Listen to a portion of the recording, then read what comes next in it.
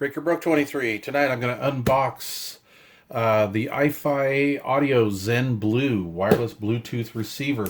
So full disclosure before we go any further, I have been getting a lot of requests to review this product. I generally, for the most part, buy these higher end units with my own money. That's why I post the Amazon links, etc., because I want to be very fair and balanced on this, and I try to report these straight up. But that being said, I've been getting a lot of folks asking me to review this, take a look at this, or hey, Mike, you need to try that. I have one and they're awesome. So anyway, I've seen these around for the past year or so, and I decided to actually hit them up for product. This is the first time I've ever done that. I've never actually gone to a company, and they were very happy to send me a loaner unit. So yeah, let's open her up and see. Paperwork, yada, yada, yada.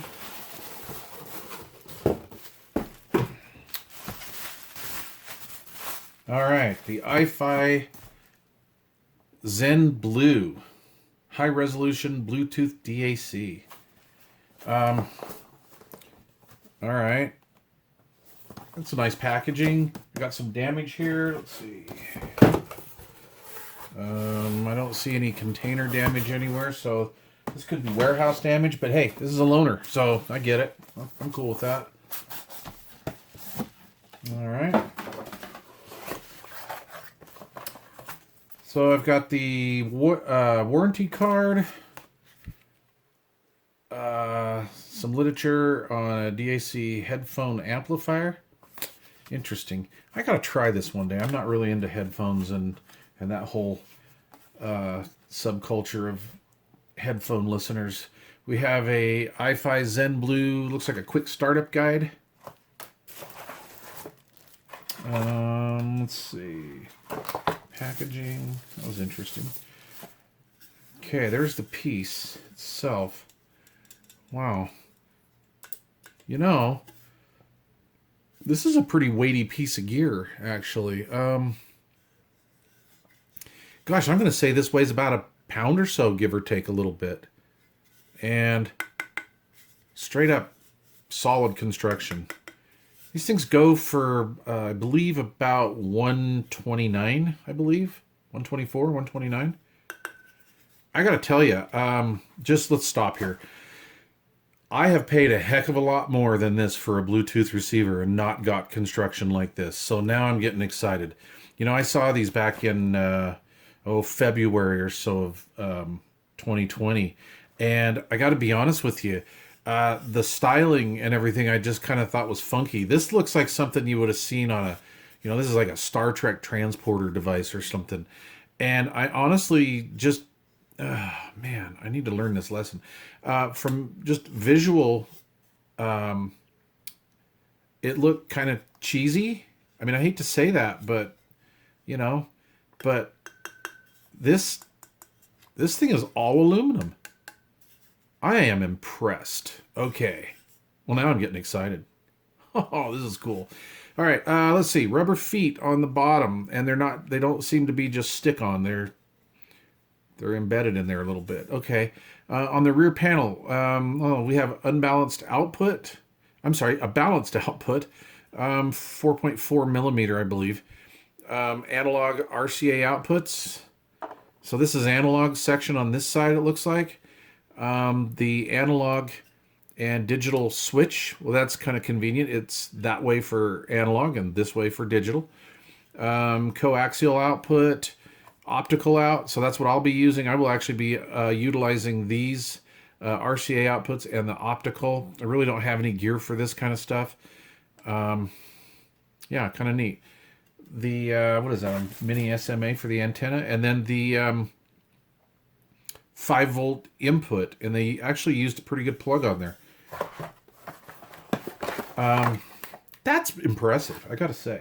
All right, what else we got here? We have in the little box, there's our antenna. So let's install that puppy and see how that works out. There we go. All right, cool. We have AC wall adapter And this is the 5-volt wall adapter, 500 milliamps, the little switching wall adapter. And, you know, I've had experience with similar units like this, and they're actually pretty clean. I'm going to say that's, I don't know, 3 feet. And then we have these, let's see, ifi audio marked RCAs here. And they feel pretty good. You know, these kind of remind me of like old school 90s entry-level monster cable. Yeah, that's kind of cool. So yeah, pretty cool. I'm excited to hook this thing up. So I'm going to throw this on a couple stereos and play around with this for a good week or so. So stay tuned for the upcoming review. Look, as you guys know, I'm not a numbers guy. I couldn't really care about advertised specs. I really just go by my ears and ease of use. This is Bluetooth 5.0 and all the latest whiz-bang codecs. Yeah, I want to see what that looks like. Hold on a second. I'm going to power this thing up. I'll get right back. Okay, so I've got it powered up, and that seems to be about almost a 3-foot power cord there. So I've got this flashing light here. And yeah, I kind of probably should read the quick startup guide, but I'm not here to do the review yet, right? We're just unboxing. But I wanted to find out what color this thing lights up, because that looks pretty cool. I think on the Amazon picture, I saw it in green. So what does this do? This is the codec display, so it will give you a different color readout for various formats. SBC is off, AAC is yellow, aptX is blue, aptX HD is magenta, aptX X adaptive is green, low latency is red, LDAC is cyan, and HWA, I need better glasses, is white. So that's pretty cool. All right, awesome. Okay, guys, so like I said before, we're going to run this through its paces, and I'll tell you what I think about it. Man, don't judge a book by its cover. That's a lesson learned right now. This just didn't look this neat on the internet. I got to be honest with you. But this thing is solidly built. So, yeah, we'll take a review of it and maybe a little look-see inside. All right, stay tuned. If you haven't already subscribed to this channel, please do subscribe. And questions or comments down below.